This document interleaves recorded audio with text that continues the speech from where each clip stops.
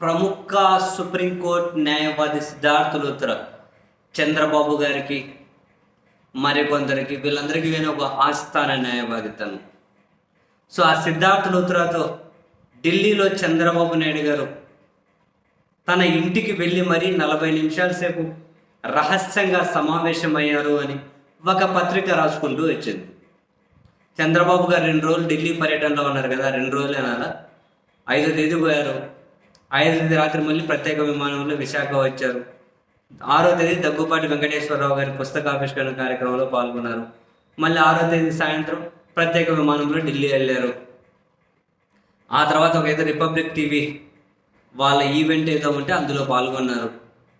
ఈ పత్రిక రాసుకుంటూ వచ్చిన దాని ప్రకారం అందులో పాల్గొని అక్కడి నుంచి నేరుగా ఢిల్లీలో డిఫెన్స్ కాలనీలో ఉన్నటువంటి సిద్ధార్థ లూథ్రా ఇంటికి చంద్రబాబు గారు వెళ్ళారట. 40 నిమిషాల సేపు తనతో సమావేశమయ్యారట. అండ్ ఆ పత్రిక రాసుకుంటూ వచ్చింది, తన మీద పెట్టిన కేసులు ఏవైతే ఉన్నాయో అవి వీలైనంత త్వరగా క్లియర్ అయ్యేటట్లు చూడండి అని సిద్ధార్థ లూథ్రాకి అడిగేకి చెప్పి అంతసేపు చర్చించారు అన్నది ఆ పత్రిక రాసుకుంటూ వచ్చిన కథనం.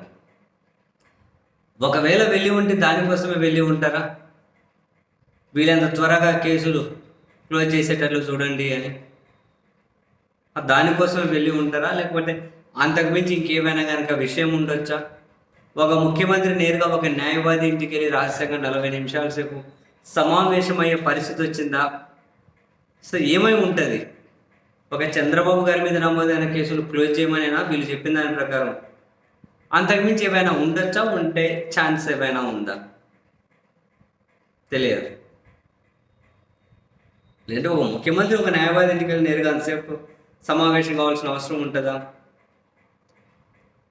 తన మీద కేసులు క్లోజ్ చేయమని చెప్పి ఆ విషయం సిద్ధార్థ లూథ్రాకి అని తెలుసు కదా, చంద్రబాబు గారి మీద కేసులు వీళ్ళంత త్వరగా ముగించాలి అని. దానికి ప్రభుత్వమే, చంద్రబాబు గారి సీఎం, ఇంకా ఆయన కింద పనిచేసే వ్యవస్థలు ఎలాంటి సహకారమైనా అందిస్తాయి. మరి దానికోసం వెళ్ళి రహస్యంగా కలిశారా? అంతకుమించి ఏమైనా ఉందా? రాబోయే రోజుల్లో ఏవైనా కీలకమైన పరిణామాలు జరిగితే, నోట్ మై వర్డ్స్, రాబోయే రోజుల్లో ఏమైనా కీలకమైన పరిణామాలు జరిగితే అప్పుడు మళ్ళీ ఇవన్నీ రీకాల్ చేసి మాట్లాడుకుందాం.